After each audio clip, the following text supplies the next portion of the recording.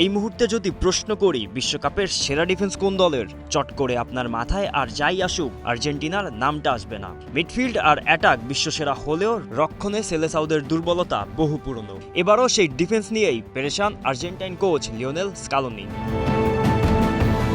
যদিও হন্ডুরাস ম্যাচে বদলি হিসেবে মাঠে নেমেছিলেন, তারপরেও হাই ইন্টেন্স ম্যাচে ফুল টাইম খেলার মতো সেই পেনেই centre back Cristian Romero.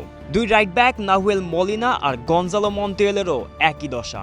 Nicolas ওতামেন্ডির বয়স হয়েছে, প্রেশার ম্যাচে তার ভুল করার প্রবণতা একেবারে তুড়ি মেরে উড়িয়ে দেয়া যায় কি?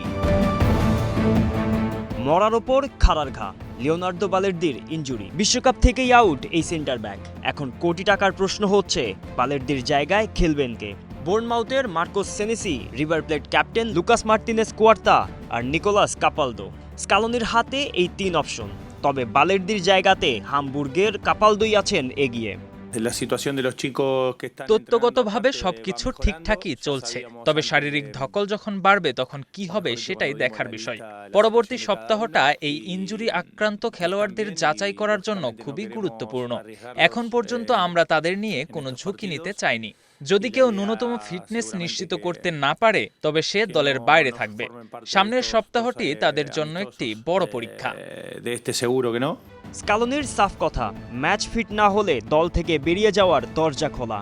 রক্ষণে রক্ষে না হলে ডিফেন্ডিং চ্যাম্পিয়নদের জন্য খোলা হতে পারে বিশ্বকাপ থেকে বেরিয়ে যাওয়ার দরজাও।